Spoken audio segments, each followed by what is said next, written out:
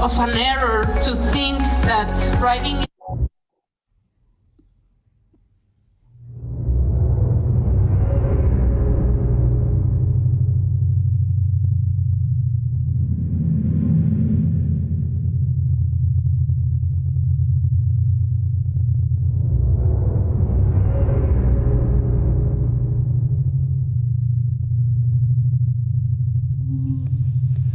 Soy palabra. Participar en Honor de Volcano para mí ha sido life changing, ¿no? Sí me ha cambiado la vida.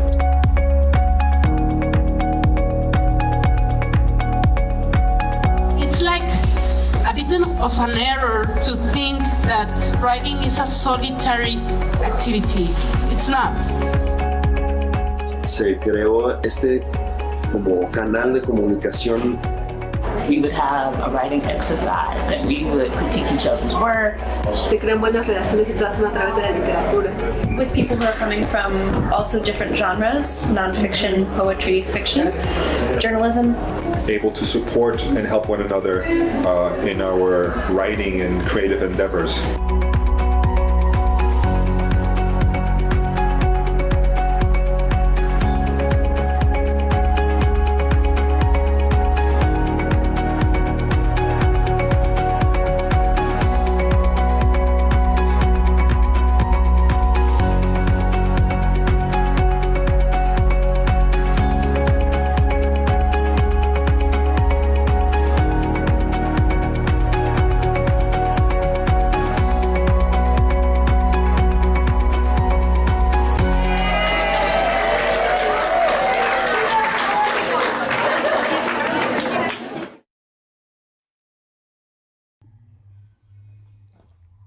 Good evening and welcome. My name is Magda Bogan, and I'm thrilled to be here in the new here, in which we're all somewhere and in different places at once. I'm actually in Tepoztlan, Mexico right now, our home village, the village of Under the Volcano, and connecting to, I imagine, people who are scattered around between Mexico and most likely across the United States for this event, which is the first of a series of 6 summer conversations that we're doing as part of an initiative that we call Taking the Conversation Home. By that, what we want to do is actually levitate some of the creativity and the community and the intense speculation about all kinds of important issues that are affecting all of us, take those things from Tepoztlan to anywhere. And I think when we say taking the conversation home right now, it's particularly powerful and maybe also poignant, because home is something that many of us have had to sort of suspend or give up or remain shut in. It's a very contradictory notion, and maybe something that will come out in this conversation. The other thing we want to do when we are taking these conversations home is spotlight some of the alumni of Under the Volcano. So I'll just say a brief word about the program for those who are watching who may not know what Under the Volcano is.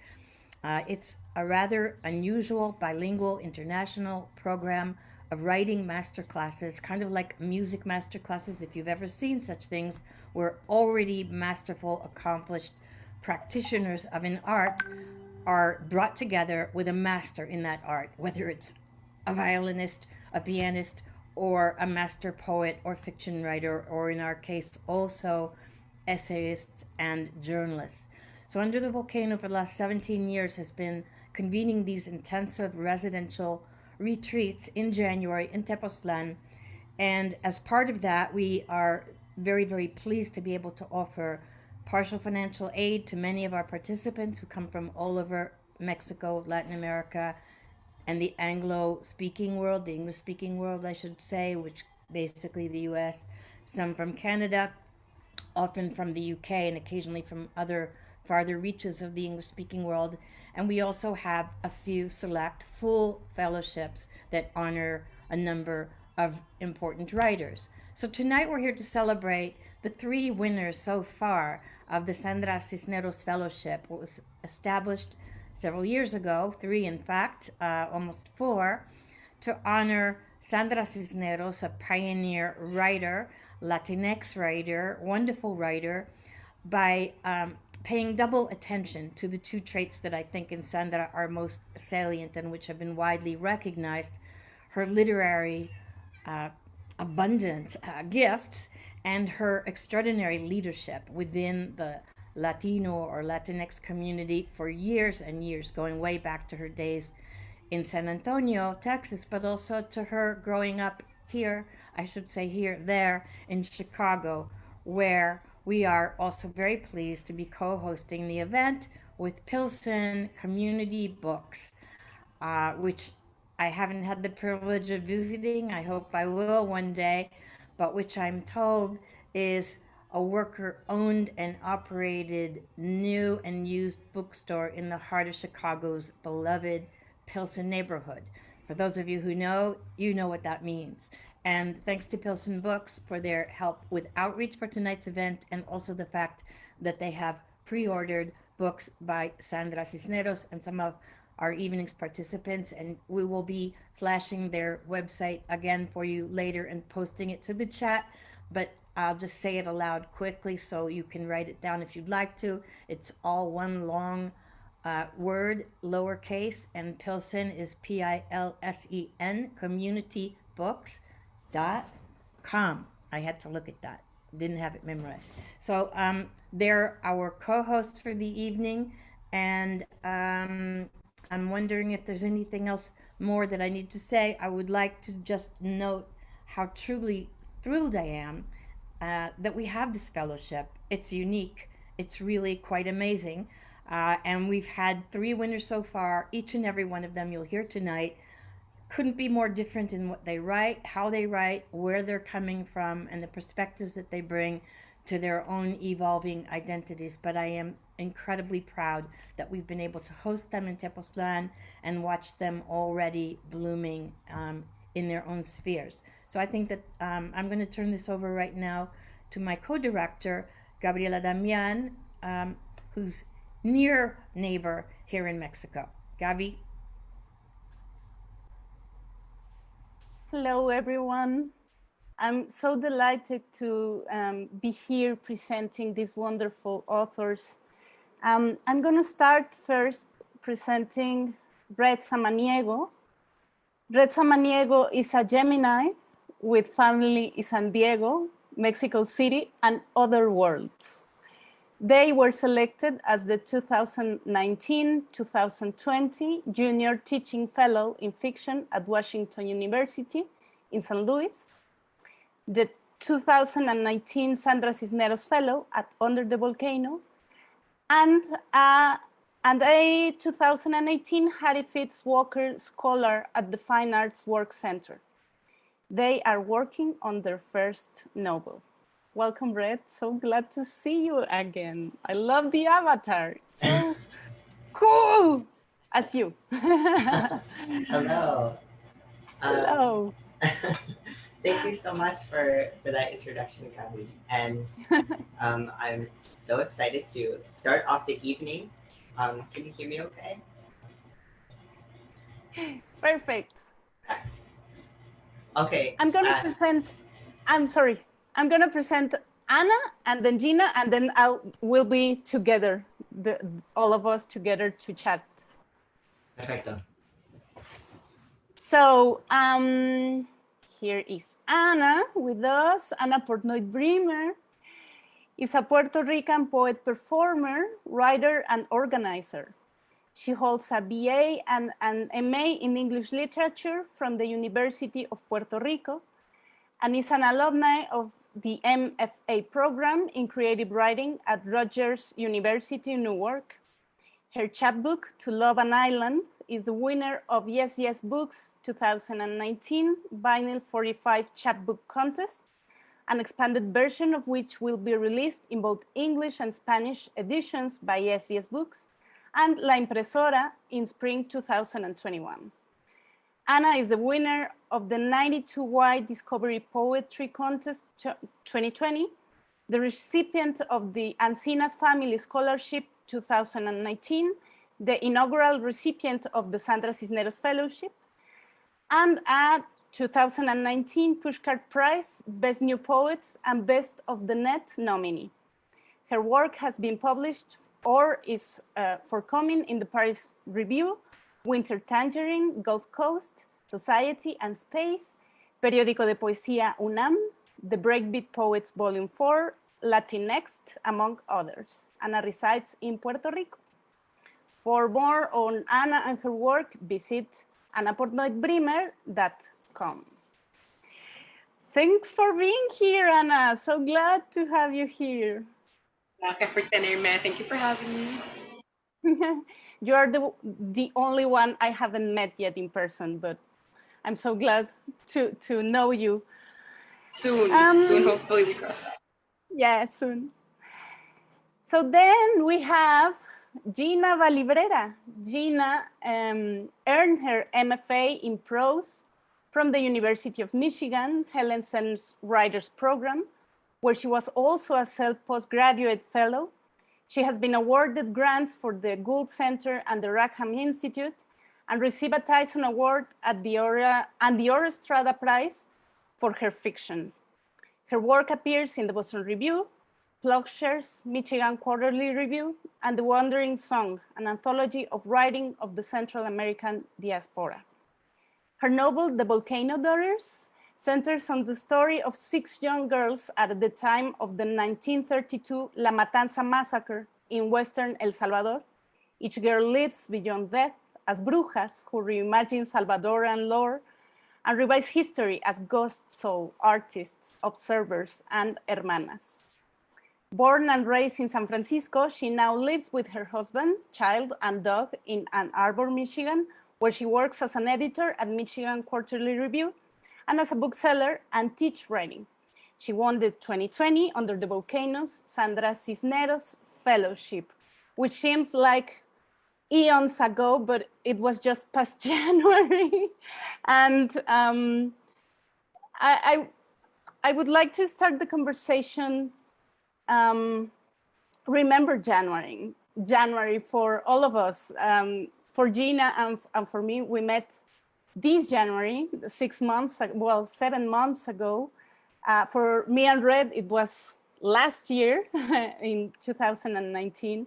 And Anna was before that, but I want to ask you, what did the Under the Volcano experience mean to you? Being recognized as a Latinx writer with leadership qualities, with a unique voice, travel to Tepoztlan, being there in a multicultural community, share your work from that place. What did that mean to you? Anyone wants to go first?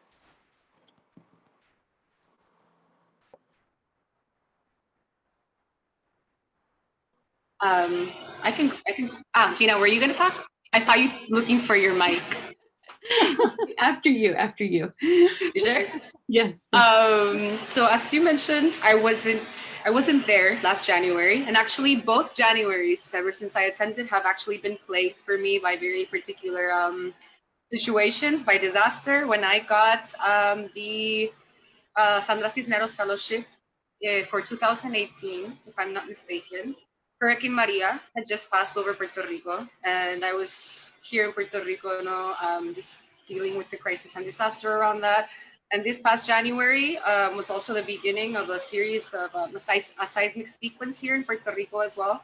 So it's been bookended by those two things. So what that fellowship and what the experience at Under the Volcano gave me specifically was the opportunity to kind of leave Puerto Rico for a little bit and process the experience, which I was attempting to write about and organize around simultaneously, and kind of be able to concentrate on that and be able to write about that in a way that was both transformative and healing and ethical and beautiful.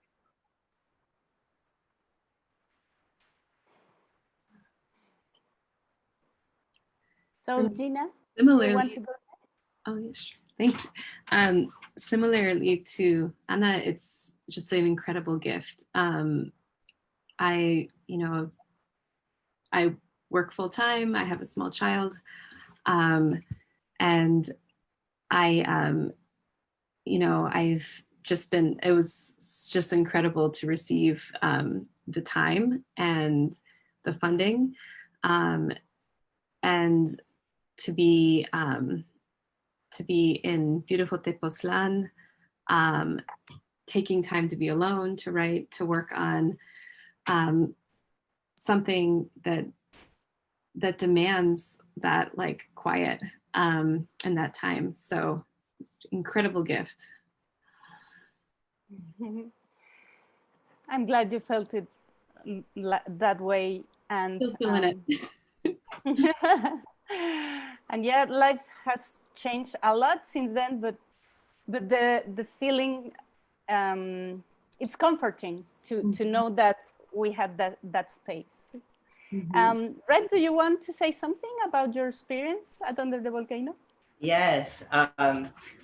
It was such an incredible gift for me to have that space with that specific type of community, to be able to work on my writing in English, but also be living in between English and Spanish, and talking with writers that have an interest in some of the same ideas and themes and interrogations that I have been so excited about in my work.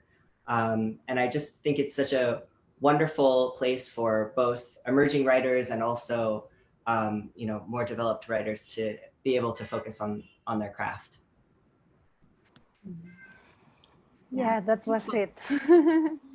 So the first one of you who's going to share their work is Red, precisely. So Red, do you want to give us some context of what are you about to read?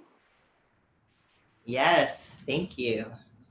Okay, yes. Well, first, I just want to say thank you again to Magda and Gabi and everyone at Under the Volcano, and also to Pilsen Community Books, and to Anna and Gina, who are about to read next. So yeah, I'm going to read a little bit from a story that stars a group of friends making a movie about heaven, as one of the group, a drag performer named Miss Chiffon Johnson, is approaching death. And in the scene I'm going to read, the friends visit Miss Chiffon Johnson in the hospital. Okay, I begin. Miss Chiffon Johnson, shivering, blue-wigged, attached at the inside crook of her elbow to all style of atonal monitors, had bribed the floor nurse to let her receive a van load of visitors. Her test results had come back earlier that morning, empty of good news, and now there were no more tests. Dime a dozen, she had said about herself to the club manager when she called to tell him that she was dying, making plans to be whisked off to live the rest of her days in the tree-lined, fresh-aired county, and that she quit. Her usual act involved a fleet of vulgar puppets and squirt bottles filled with Hershey's syrup, and it consistently tanked. But there was something unnerving about it that the manager one time called incandescent. He told her now to keep her key to the alley entrance, and that he'd still book Papa Nunzio, but that Monday nights wouldn't be the same. Figured something was up, said the club manager. Papa Nunzio told me you were in the hospital. Miss Chiffon Johnson was annoyed and said nothing. Who you got in the county? He asked, surprised and discernibly impressed. Oh, who don't I have, she'd said, tossing her blue hair in her hospital bed, confident in the power of her gesture to be felt even over the phone. Her visitors arrived. We brought you a yummy poster, said Eggy Baby, unfurling an advertisement for a Vin Diesel movie and taping it up next to a photo of Pitbull and a square of cellophane packaging with the Brawny Man on it. Punk Polly slipped a stash of Newports under Miss Chiffon Johnson's plastic mattress. Her friend Nakia set down an oddly timed fork on the wood laminate table next to the bed. "It's a mango fork," she said, "in case they serve mango." Miss Chiffon Johnson smiled with gratitude. "We also brought you this," said Cloud. She gestured to a man wrapped in an oversized spring coat, a red plaid cotton scarf, and dark police officer sunglasses. Miss Chiffon Johnson would recognize that perfect posture under a bear suit. "Pig in heaven," she said. "Come here for a peck, little papa. If I'd have known you were coming, I would have put on something nice." Papa Nunzio hesitated, checking the hall for any incoming doctors or nurses before he sashayed forward to pull down his scarf and plant a kiss on Miss Chiffon Johnson's sallow cheek. Immediately afterward, he pulled back and fluffed the scarf up high around his face to redo his disguise. "I know these places make you itch," she said. "The Montanans with the van, we double parked," said Papa Nunzio, and Miss Chiffon Johnson nodded. "Your roommate give up and die already so you can get somebody less rat-faced?" said Punk Polly. From the other side of the dividing curtain, a bigot's shaky voice. "Shame." A hacking cough. "You asses." Miss Chiffon Johnson did her best to keep alert and squeeze her friends' hands as they gossiped, but the panic they'd given off in earlier visits had turned to something darker. Pity pooled in the small room. Miss Chiffon Johnson and death had always been intimate, but she had never considered that she would die in so many steps. The dead people she knew had been highway driving on ecstasy, found limp by their lovers, or terrifyingly, unjustifiably shot. Miss Chiffon Johnson had approximately innumerable opportunities to have to imagine her imminent death, but charting it through the changing stares of her friends' weekly visits had never come up. "Hey, this is too many people in here," said a nursing tech, snapping his clipboard. Papa Nunzio shrank back into the group. "You called for a nurse?" the tech said. "No." A bigot's heckling cough from the other side of the curtain, a clearing of the throat, and a triumphant "Ha!" But the tech was already checking Miss Chiffon Johnson's catheter and gruffly rotating her in the bed. "Please," said Miss Chiffon Johnson. "You're lucky," he warned.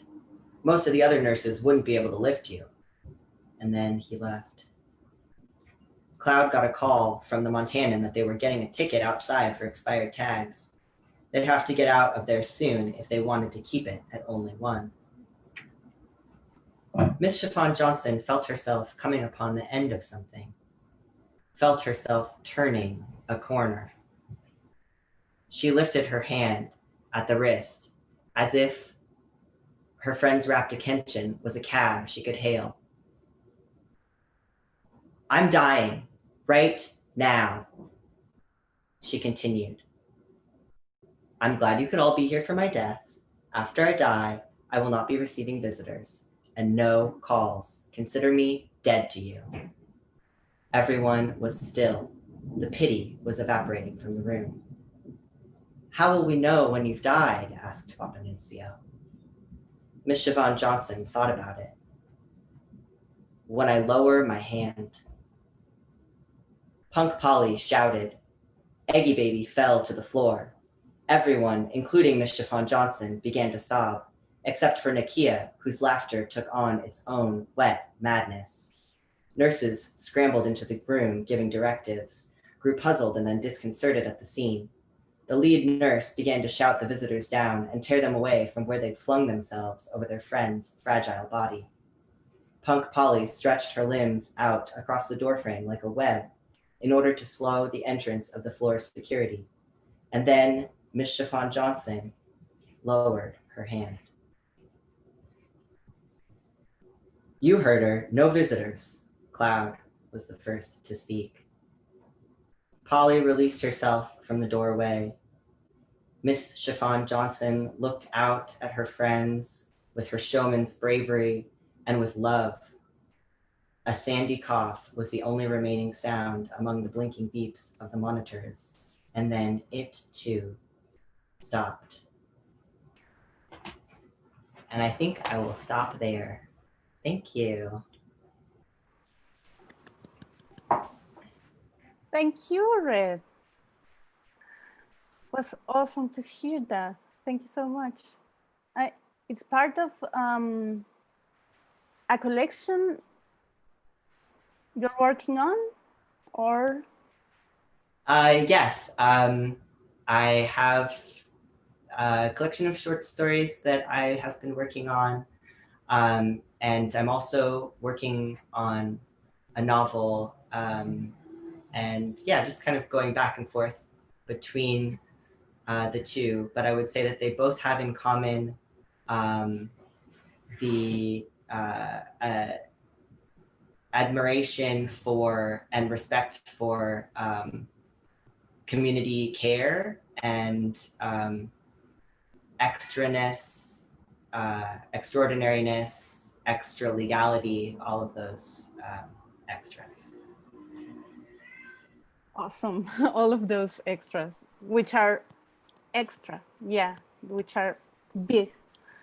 Thank you, Red. I want to ask you, before going with our next reading, I want to ask you, how are you? I mean, really, how are you? I'm asking you as a friend, but also as a colleague, as to you authors. How are you? How has it all been for you in terms of your well-being these past months? But your well-being includes your writing. So how has it been in that particular area for you?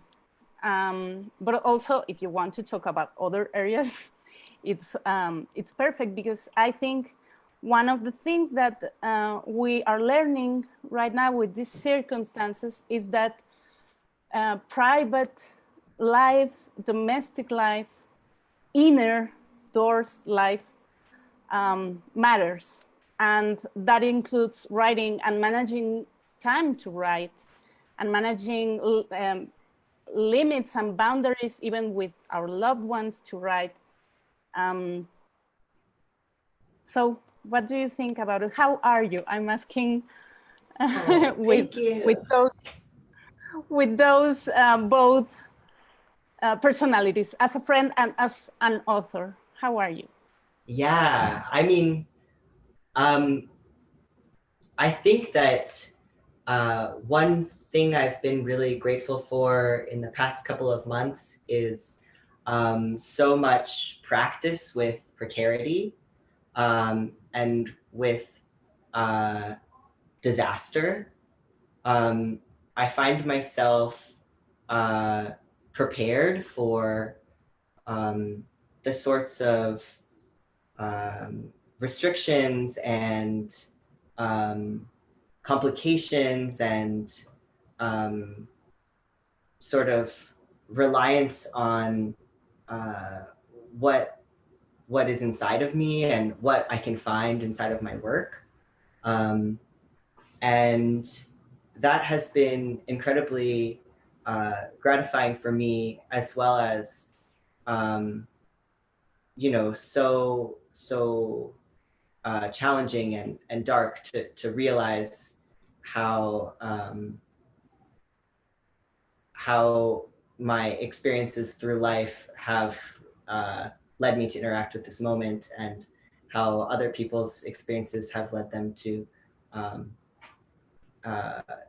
having hard times during the past couple of months as well.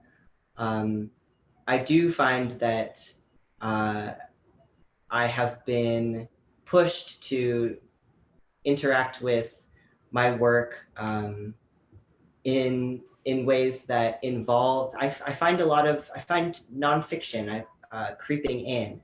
I find news headlines just kind of like swirling around in my work constantly. And that's something that had not happened before So yeah, it's hard to say what will become of that, but it does feel important to me to try as hard as I can to stay grounded in my work and grounded in community of writers, even if that, for me, in my quarantine situation, means my bookshelf. That's a community also, our bookshelves. Anna, do you want to say something about that? Yeah. On the personal note, I count myself privileged in many ways during this situation. I'm happy to be back home in Puerto Rico. I moved from Newark back to Puerto Rico in May. But similarly to Red, it is not easy living in Puerto Rico in the context of the COVID-19 pandemic being the 16th car on top of the 15-car pileup of disasters and crises that Puerto Rico has been experiencing for a series of years right now. It's not easy to live in Puerto Rico, as in how we say here in Puerto Rico, La Colonia, and the intersecting man-made and natural disasters that are occurring. And with regards to my writing, I find my writing self taking a step back, actually, or taking a seat during these times. One, just because it's just been very hard to write during these moments, just as it's been very hard to breathe. It's been very hard to maintain connections with loved ones. It's just been very hard to do very basic things on a day-to-day basis. But I think it's my writing has also taken a step back, and my organizing has taken a step forward, because I think I'm problematizing the role that writing can play during scenarios of political upheaval, which is what this is in the end as well, all of this. And yeah, questioning and problematizing the passive role that writing can take at times, and how we can make it a little more active and insert it into the political sphere. Yeah. A step forward, a step backwards. It's like kind of a dance. Gina, what are your thoughts on this? I echo many of the thoughts that Red and Anna shared just now.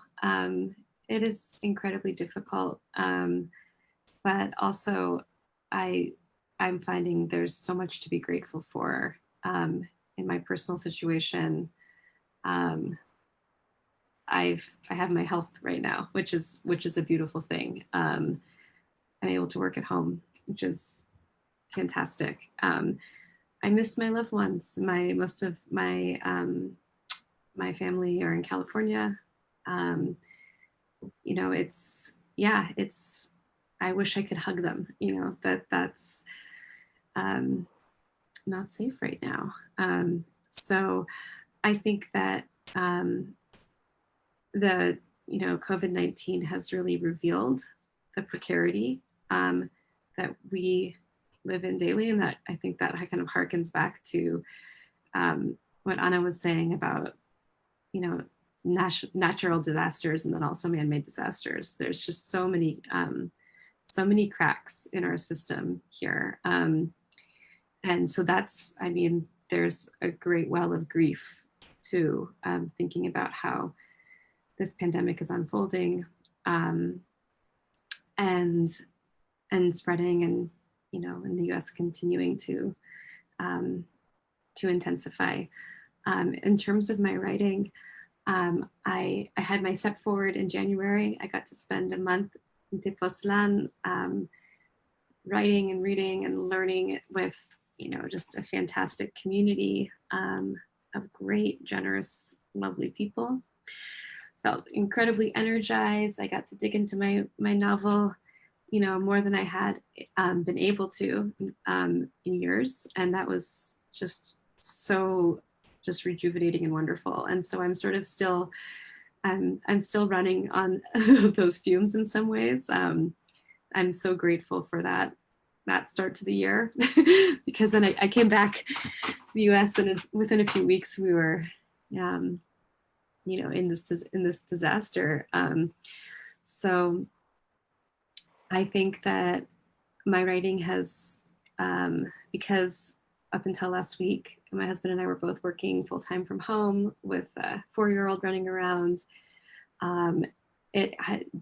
Everything became very, bare bones, like get as much work done as possible, be with child, get dinner. And my fiction time kind of crept in when it could, like I try to go for a run, do internet yoga, and maybe write 200 words, and that's a really good day, a success. So yeah, as things, as this situation continues to evolve, I mean, I think it's, personally for me, I see how necessary it is for us to have some kind of hope in the dark. It's what Rebecca Solnit says, some kind of little fire burning, and how necessary it is for us to pick up a book of poetry and read, go stand outside and get some fresh air, stop trying to work from home and play with your kid or whatever. So I feel like we get to see these little glimmers of what's necessary in this time too. And that's also a gift in some ways. So I'm trying. That's basically what I'm saying. Doing my best. We're all trying, and I think one of our refuges precisely are art, poetry, literature. It's one thing is to do it, but other is to listen and to read. And saying this, I want Anna to ask her I want to ask Anna to read us something, please. Are you reading current work, or what are you going to read to us? It's considerably current. Actually, I'll be reading 3 poems. 2 of the poems contemplate the pandemic and the current moment. Another poem contemplates, maybe even foreshadows the current moment, but contemplates the earthquakes and disaster. I'll be sharing. The first poem, just for a little bit of context, I wrote while I was still living in Newark, where my experience with the pandemic started. I moved to Puerto Rico in May. And it was a time, apart from heavy organizing, of heavy contemplation as well, regarding the realm of the domestic and the material, and of just refamiliarizing myself with both the intricacies and the tragedies of that space during the pandemic. And the poem is called The Floor. I eat my breakfast on the floor, scroll through news, hang t-shirt, underwear from the couch, and sundial on the floor, shadow raking time across my skin. I practice my phototropist seduction, sprout marigolds from the dips in my pelvis, eyes, play weepy folk music or songs from home, and cry on the floor. Mostly, I just lie still on the floor and catalog the realness of things, of side tables, chair legs, lamps, candles, cactus pillows, knobs, baby cockroaches, tumbleweed hairs, how much like things I treated them before, banished to the world of immateriality, which on occasion I'd bump into or catch a glimpse of, but would continue unperturbed on my way. But 35 days evaporate like seawater, and you're faced with the salt of what remains.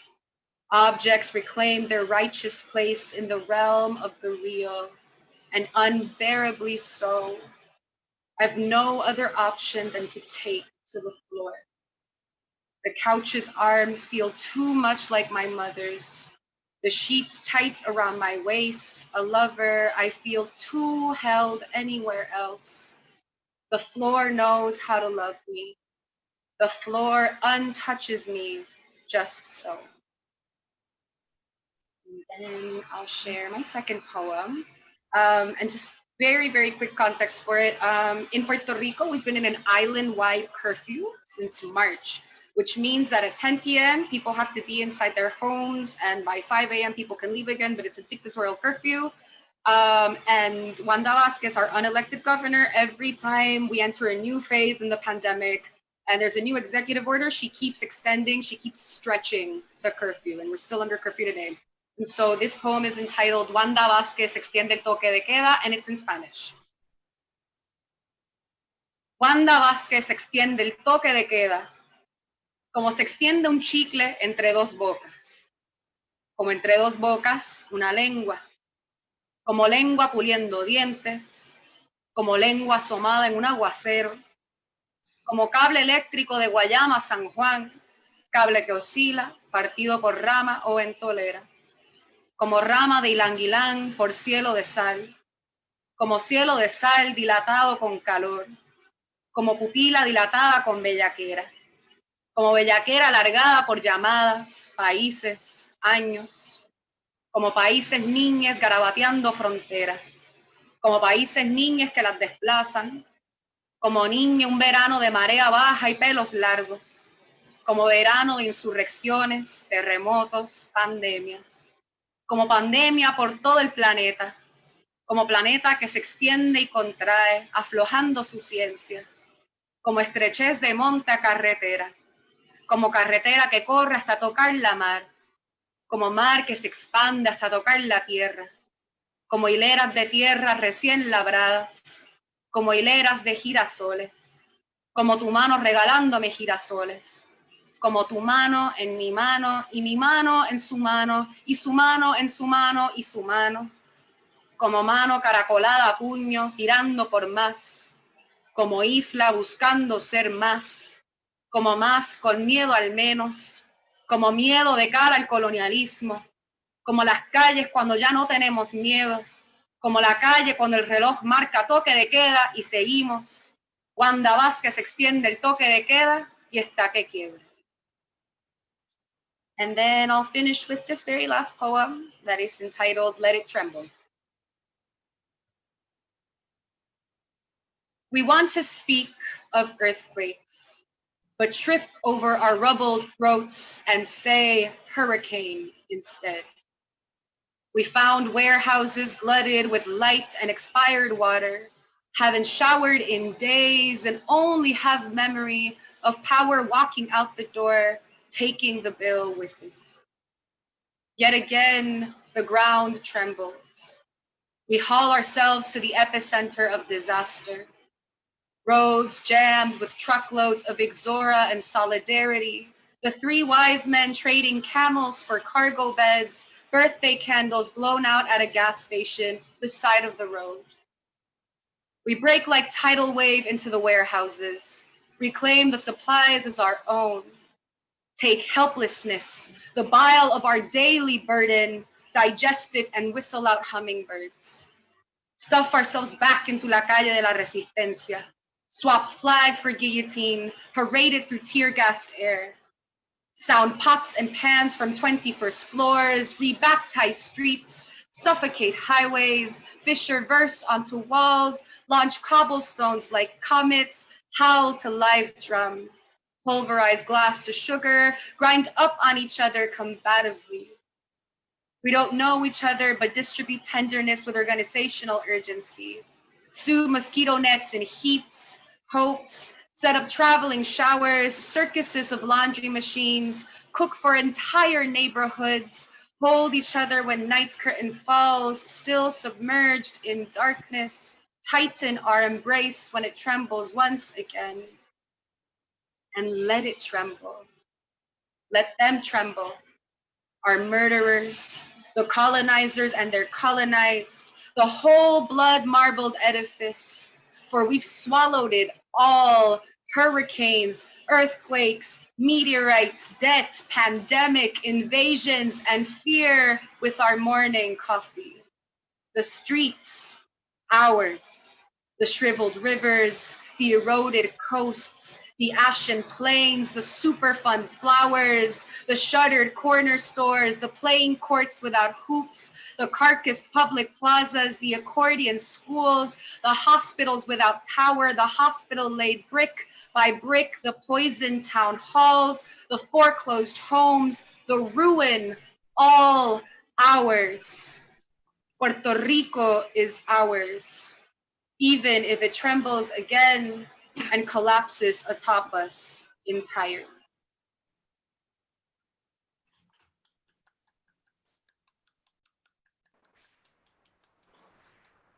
Thank you, Anna.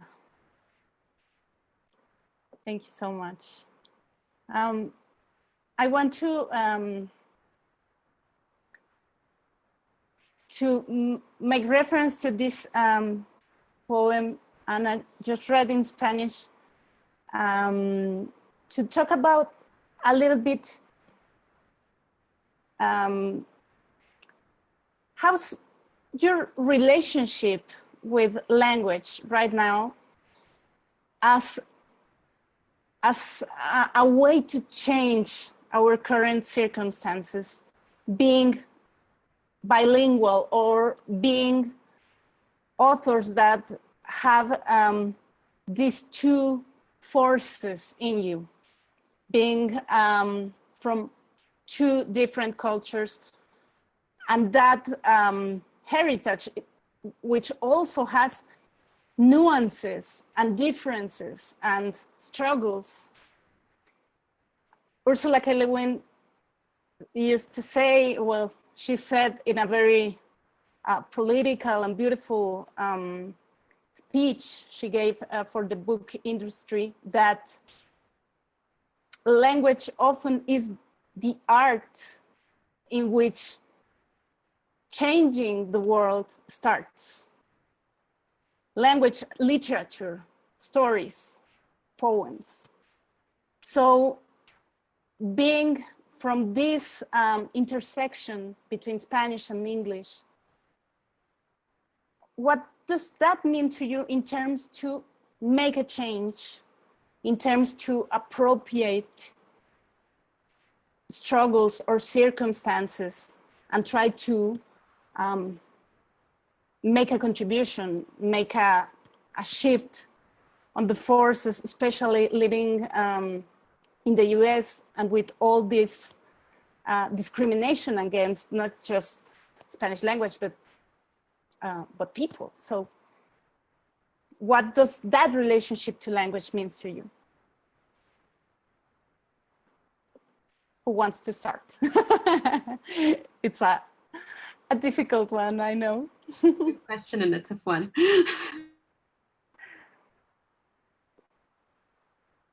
I read, so I can quickly, just off the top of my head, it's so hot here in Puerto Rico, by the way. I'm sorry. I think a way that I've been, I guess, dealing with the negotiating the nuances and violences of language, at least in the context of Puerto Rico, I self-translate my work all the time. So allowing the work to exist in multiple languages at once and not exist in like a unilateral linguistic sphere, I guess, is one way for me to like engage in some kind of like active resistance when it comes at least to like, again, literary and political context of Puerto Rico, when it comes to our strained relationship with the US and therefore our strained relationship with English. So whatever I write in English, I immediately translate it to Spanish. And whatever I write in Spanish, I contemplate whether I want to translate into English or not. Usually I do translate into English. Another thing I think is important to consider, and that at least I consider within the context, my own context and the context of where I come from and where I live, is that the Spanish that we're talking about now in this Spanish that we do see discriminated in the States is actually also a colonial language, no? And it is a language that in other contexts in Latin America and the Caribbean wiped out, was a part of the colonial enterprise and wiped out the native languages, or not fully wiped out, but did a decent job at like trying to annihilate the languages there, and therefore the cultures, no, its people, etc., etc. So I think it's a constant, just a constant act of recognizing the coloniality of both English and Spanish, the violence that they wield when we use them, but also the The inevitable reasons why we use them too, because they were imposed on so many of us in many ways, and it's the shambles of what are left, no, after these processes as well. So engaging in those difficult negotiations and uncomfortable conversations, and recognizing the dual positionalities or multiple positionalities that we can inhabit when we speak them, and also depending on the context and where we speak them, or use them or write in them. Mhm.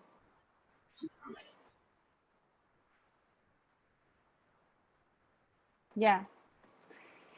Gina, Red, do you want to say something about that?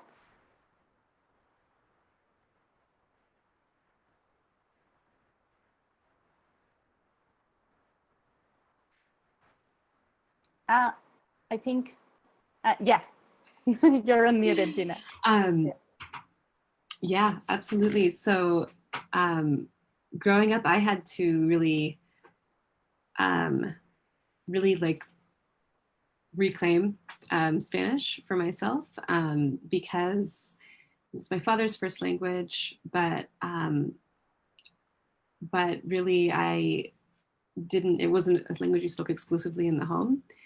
And yeah, I grew up in California. My father was of a generation that he personally faced a lot of racism. I am very light skinned. And so I'm often, I look white. I look, people think I'm Italian and so I really had to,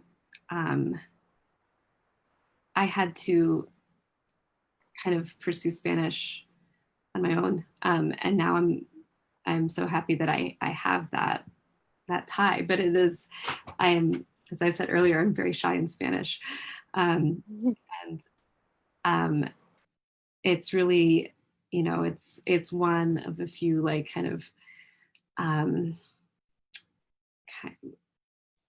of ramshackle bridges I have to sort of connect with this history, because there is a lot that in a family is unsaid, and then also in the history of El Salvador, the National Archive was burned down in the 1940s following the 1932 massacre. So and survivors of this massacre are few, they're very, very elderly, and so a lot of the stories that I'm interested in telling are really hidden, are buried, are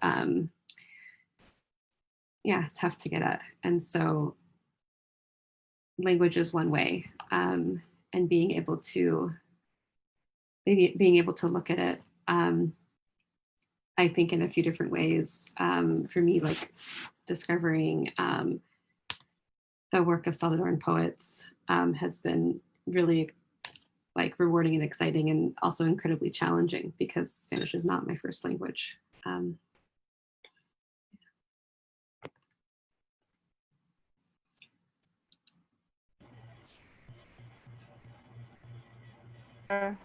You're shy, but you are also Gina in Spanish. So, Red, do you want to say something? Sure. I mean, I think I think for me, English and Spanish are in my life, like I have like kind of separate memory banks for experiences in English and experiences in Spanish. And I find that recently talking to my father on the phone in Spanish and hearing what things are like for him in Mexico City is such an interesting split, because I hear him talking about the realities of his life there and taking the metro and everything. But also for me, strangely, like a lot of the stress of the pandemic has happened in English. And so it's been really kind of freeing to draw from my sort of like Spanish memory and brain when I'm talking to him and forget a little bit of where I am physically and sort of like transport myself to a different place that I don't get to go every day. And I have, actually I did write something in Spanish recently. And it was such a rewarding experience because I was just writing about a problem that I was having in my novel draft. And I had not been able to solve the problem at all. And then just like one short paragraph in Spanish, and all of a sudden, I figured out the answer to the problem that my character was facing. And it was so cool to be able to kind of like cross through that screen and realize that another part of me was waiting there with the answer. So yeah. Yeah, the problem solved by looking from another frame, looking at it from another mind frame, which was Spanish, but it was also you, so that's so interesting. Okay, so we're approaching to the end, and Gina is going to read us something beautiful. Tell us about what are you going to read us, Gina? Thank you. I'm going to read a little bit of my novel, Volcano Daughters, which I got to dive into, and really, I feel like listen to the voices that tell the story, and listen to them closely while I was in Tepoztlan in January. And I just want to say it's been such a pleasure listening to your work, Red, and Anna, or Anna went, but hopefully she'll come back. But it's been such a pleasure. We shared work earlier this week over email, and it was just really great to read Red's work and read Anna's work, and kind of have those companions in my mind this week. Such a beautiful introduction to these two beautiful people. And yeah, and thank you, Magda and Gabi and Juan for putting this together, and of course Mandy from Pilsen for having, for co-hosting. So I'm just very happy to be here with all of you. So thank you for listening. So this is a newer section of this book. The book is called Volcano Daughters, and it's told by, there's 6 young women that tell this story, or there's 6 young women that live this story, and 4 of them are ghosts, and one of them tells kind of reinvents myth. That's kind of her job in the chorus, and so that's Maria, and it's her job to access myth that has been lost. And so, right, I will read a few pages from this. It's the story of Blood Woman. And her father, Blood Gatherer. Blood Gatherer first noticed the softness in his daughter's cheeks, and then her widening middle, and the knowledge settled in his bones. Blood Woman was bearing a bastard, and he'd sooner kill her than watch her body bloom.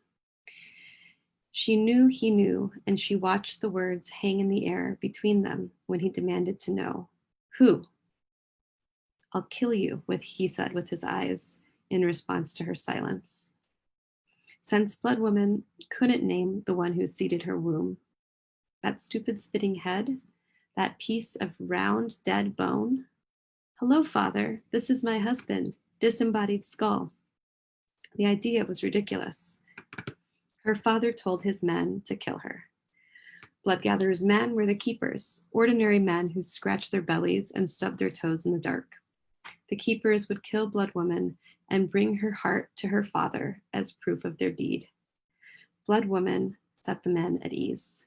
She knew when to smile, when to shut up, and when to lay on the charm. She opened a bottle of wine. She lit a fire and told the keepers to take off their sandals, calling each of them uncle.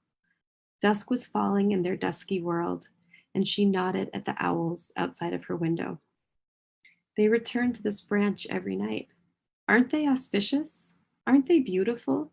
Like you, they are keepers, guardians. Blood Woman opened another bottle of wine. There's no hurry, she said, as one keeper began to snore. You've known me since I was a child. Surely we can enjoy this last time together. We've been given certain orders, one keeper said, and upon these our lives depend. So I give you my heart, Blood Woman said. She shrugged and went to retrieve it from the next room. Ta-da, she said, laying a pottery bowl upon the floor at the sweaty feet of the men. The heart inside the bowl appeared so juicy that the air around it hushed, as if listening for its final beat.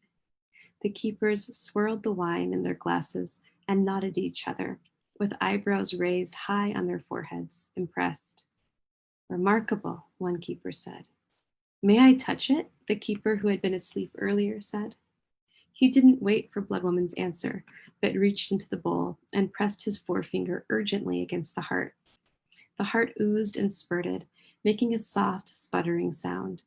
The keepers puffed up their lips in approval. Blood Woman smiled demurely. She nodded in an attempt to speak graciously. She was terrified. She bit her lip and grinned.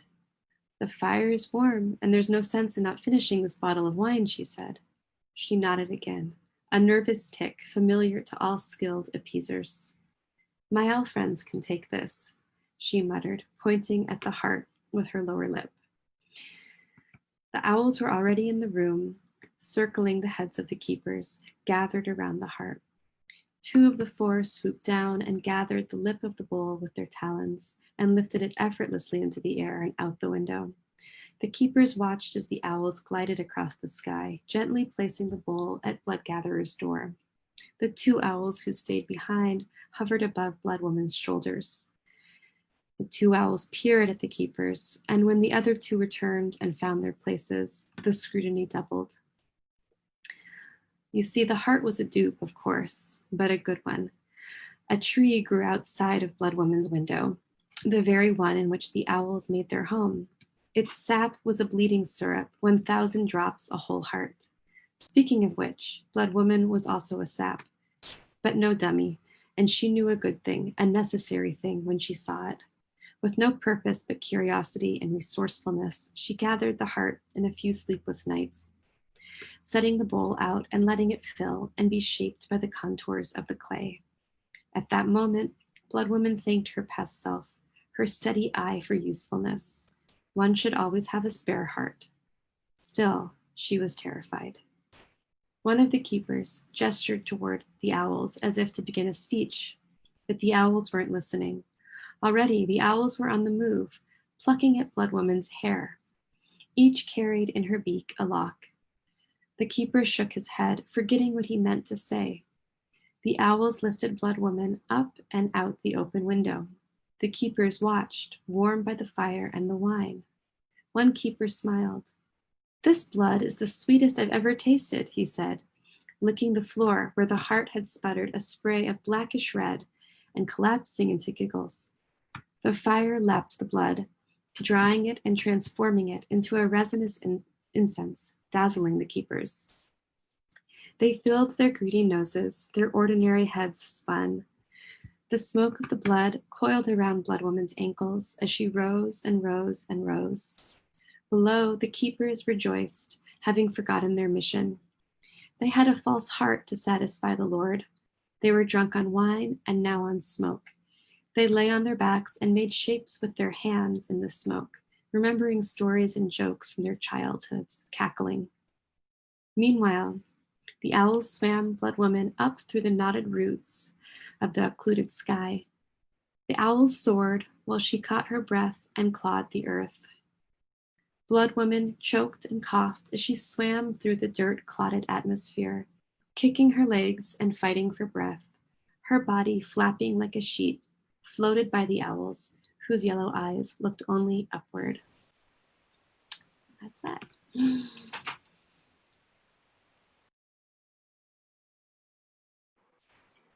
Thank you, Gina.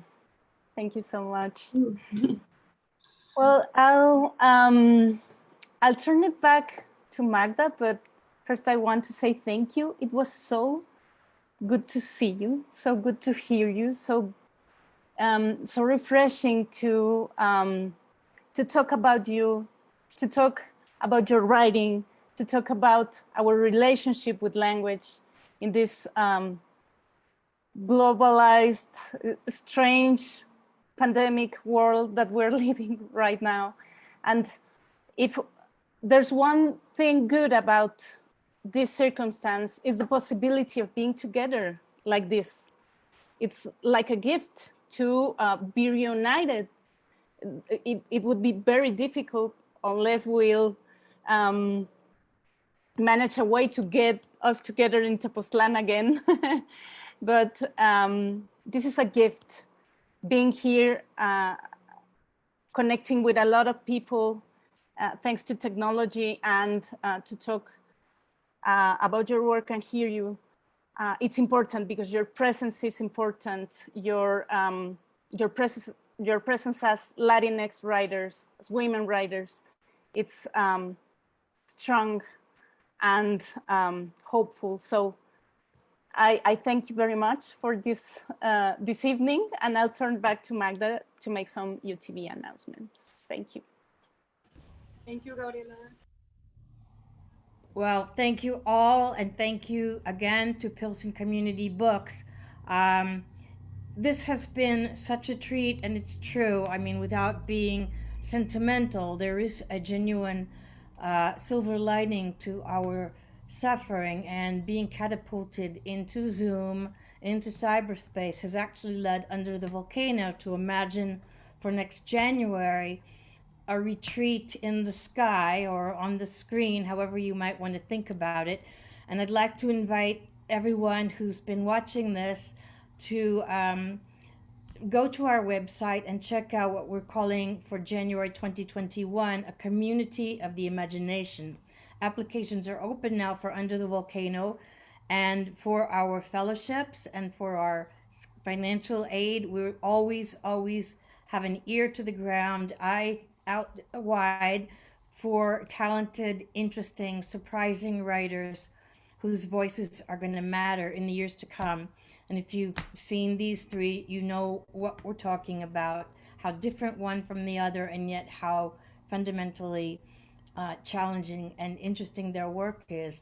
I also wanted to remind you that this is the first event of 6, the same time, next week, same place. In other words, Facebook Live.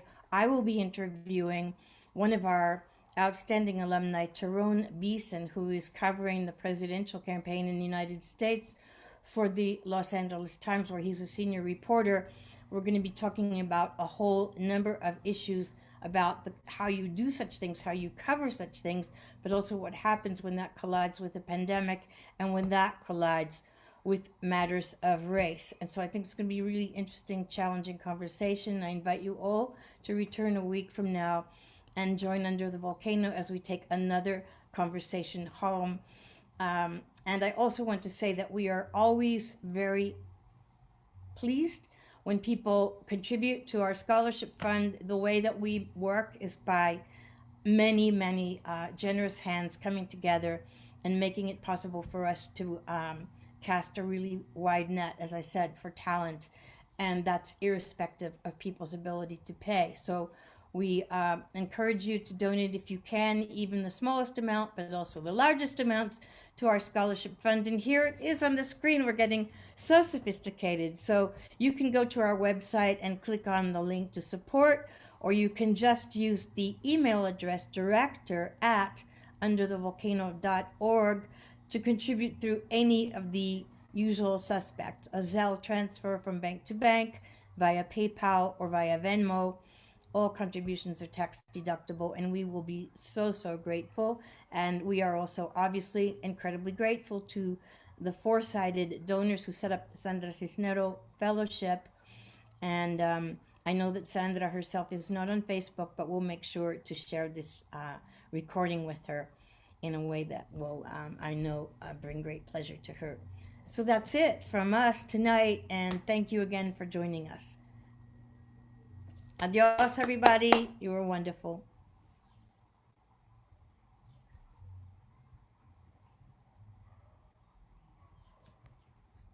Be safe, be sane, healthy. Gracias.